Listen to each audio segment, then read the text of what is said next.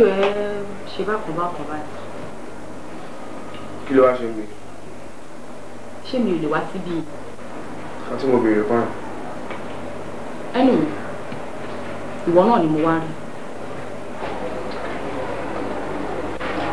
Mo kàn ní kí n wá sọ fún ẹ nípa àkọ́kọ́.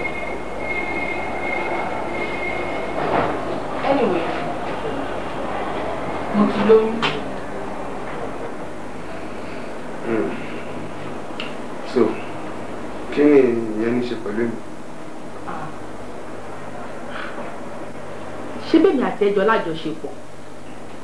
Sórí, tó bá jẹ́ wípé brief encounter ta níyẹn ló ń pè lájọṣepọ̀. Let me correct you, kò sí nǹkan tó jọ. Sórí, it takes two to tango. Agreement máa ń wà kí ló kò bẹ̀rẹ̀ tó ṣẹlẹ̀ láàrin òkúra tó bẹ̀rẹ̀. You can't just call me now and tell me wípé olóyún fún mi. How come? My sister, kò sí nǹkan tó jọ, ó ti gbọ́. Ọ̀rẹ́ wa yé mi sìn. Jẹ́ kí n wá sọ kíní kan fún ẹ o. A ti kí òjé bá olóṣà lọ́wọ́ báyìí. Ó kú bá bẹni tó máa yọ. Ṣé orí èmi ọmọ Bọ́lá ní àmọ̀pé tó ń wọ̀ yìí? Mi ní oyún kankan ṣe fún ẹ. Ìwọ ló máa lò wọ́n síbi fún mi. Whether you like it or not.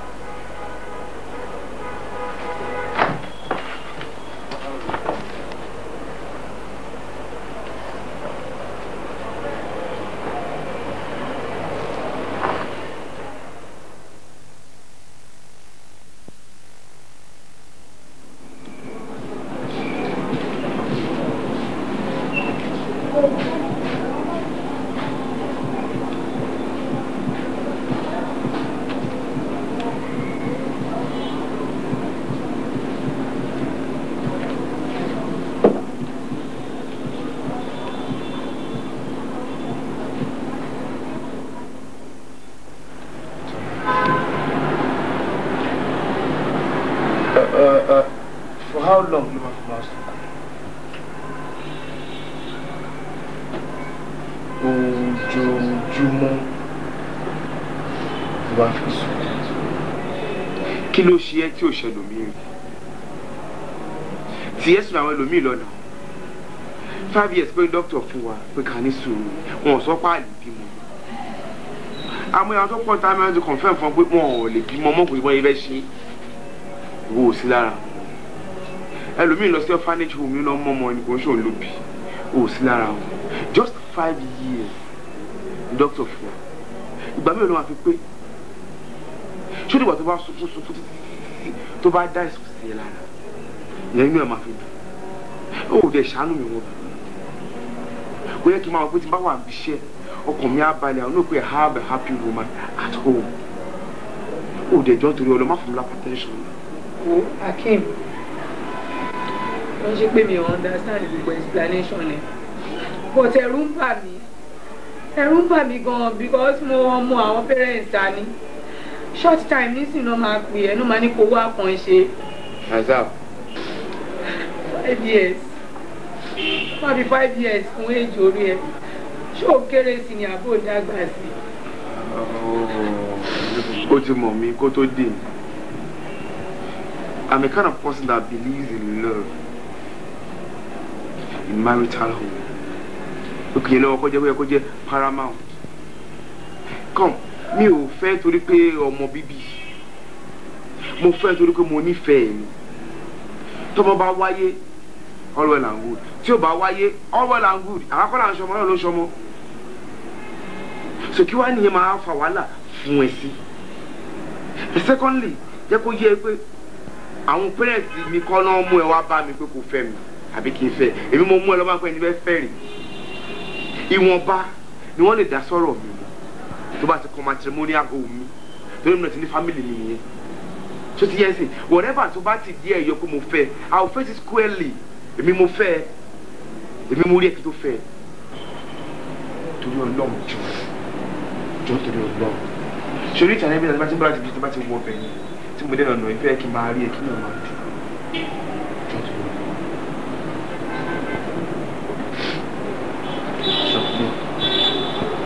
promise.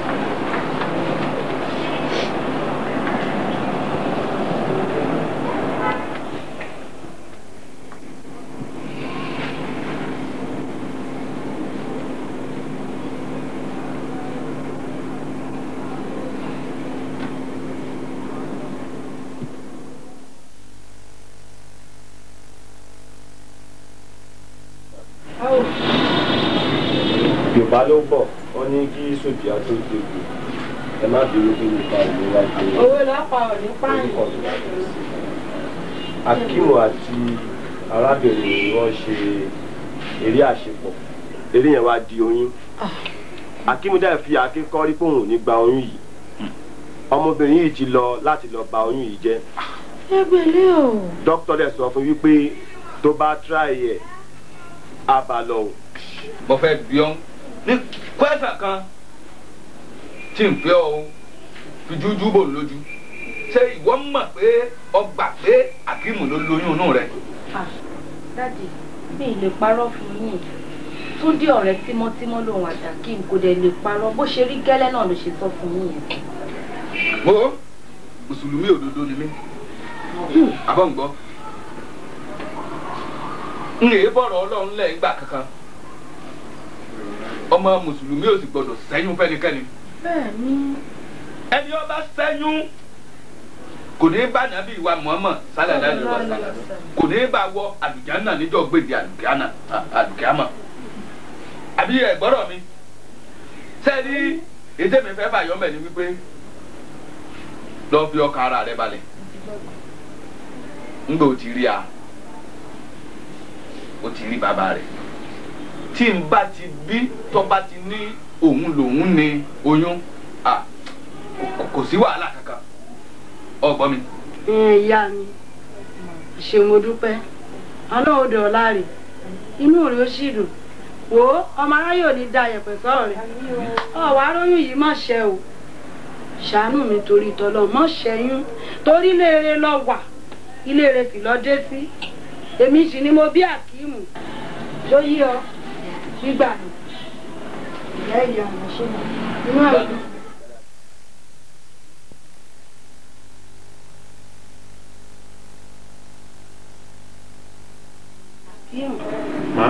Àyìndé ọmọ ọlọ́fà mọ́jọ ọmọ aríṣu jágádá ìjàkadà kìkì lóró tọ̀fà ọkọ mi ọ̀rọ̀ kan ló rú èmi bàbá rẹ lójú yìí ló mú ká pè ọ sí kalẹ̀ ká sì fi òótọ́ wádìí ọ̀rọ̀. Akímù Tani Bọ́lá.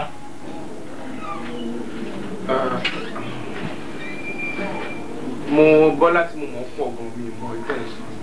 Pàtó fún lóyún. bàbá mi màmí Bọ́lá tí ẹ̀ ń sọ yẹn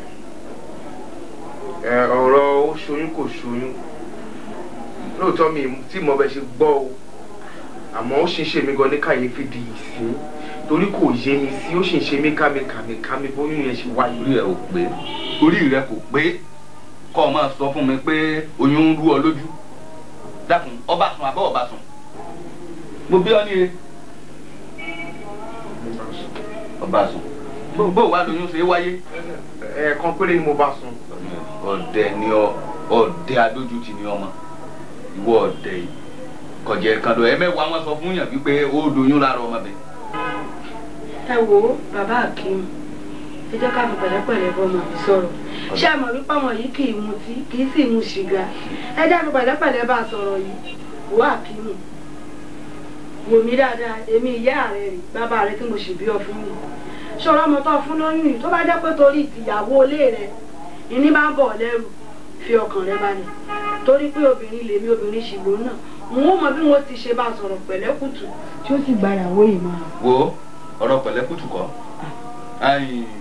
wọ́n àrùn ọmọ yìí mọ́ ọmọ yìí lẹ́nu èyí Bọ́lá tàwí àbí àrùn mọ́ lẹ́nu ni ó rèébù rẹ ni ìwọ fúnra ẹ lọ́ba sùn ọba àbínú kọ ìdánsẹ̀ mọ́lẹ̀ ó sì tọ́kàn mí pẹ̀lú gbogbo tẹ̀sán àdúrà tí mi ọkàn sí ni pé bí bá ti ń korúnkún kan kúnlẹ̀ láì kó sì máa fi kejì dìde kò sí ní tọ́ láì bí nínú pọ̀ fẹ́ lòmí lòyún mo wà kiri ṣùgbọ́n kọ́ ọ máa sọ wípé ẹ̀yìn olú ọ lójú n ò fẹ́ gbọ́ mọ́ àwa la lọ́mọ àlọ́mọ náà nù. Akimu